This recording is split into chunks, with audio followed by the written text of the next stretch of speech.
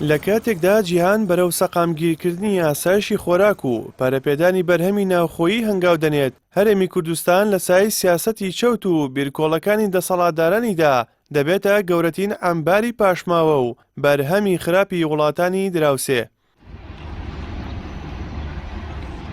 کوردستانێک کە خاوەنی بەپیترین خاک و زۆرترین سامانی سروشتیە، ئێستا لە نێوان 80 بۆ 90% پێداویستەکانی لە خۆراک و کاڵا لە دەرەوە هاوردا دەکات.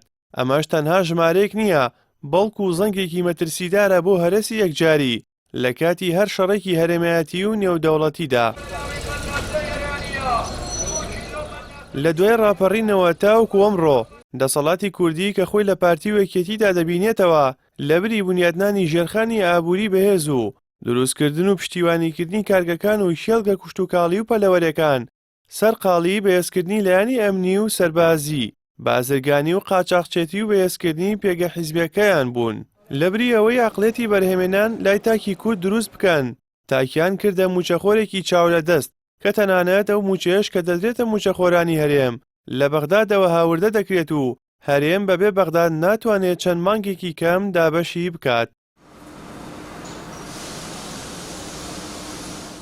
داتا و خەمڵانە ئابووریەکان لەبارەی بەرهەمێنان لە هەرێمی کوردستان وێنەیەکی تاریک نیشان دەدەن. کەرتی خۆراک کە ڕاستەوخۆ پەیوەندی بەمان و نەمانی مرۆڤەوە هەیە بە ڕێژەی لە 85 بۆ 90 پشت بە هاوردا دەبەستێت. سێرتر لەوە خۆراکە بنەڕەتیەکانی وەک برنج و شەکر و ڕۆن و چا بە ڕێژەی لە 100% لە دەرەوە دێن. تەنانەت لە 185 بەرهەمی عەلوەی سلێمانی و لە 160 عەلوەی هەولێر ئێرانین. ئەمە بۆ مانایەیە کە ئەگەر تەنها بۆ یەک هەفتە سنوورەکانی ئێران و تورکیا لە کاتی هەر شەڕێکدا دابخرێن، بازاڕەکانی کوردستان تووشی شۆک و کورتێنانی گەورە دەبن و نرخی خۆراک دەگاتە ئاستێک کە کەم کەس توانای کڕینی هەبێت. بە پێی زانیاریەکان ساڵانە بڕی 10 بۆ 15 میلیارد دۆلاری هەرێمی کوردستان دەچێتە دەرەوە بۆ گیرفانی بازرگانانی تورکیا، ئێران و چین. تەنها قەبارەی بازرگانی لەگەڵ تورکیا ساڵانە لە نێوان 7 بۆ 10 میلیارد دۆلاردایە کە زۆربەی هەرە زۆری هاوردەکردنی کاڵای بەکاربەریە. ئەمە لە کاتێکدا لە 95 دەرمانە پزیشکەکانی هەرێم هاوردەکراوی دەرەوەن.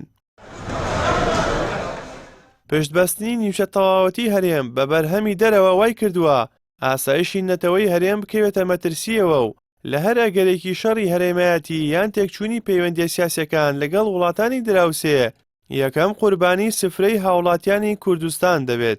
کوردستانێک کە نەتوانێت نانی خۆی بەرهەم بهێنێت و موچەکەی لە بەغدادەوە بێت و تەماتە و پیازەکەی لە ئێران و تورکیاوە ناتوانێت باس لە سەروەری و بڕیاری سیاسی بکات.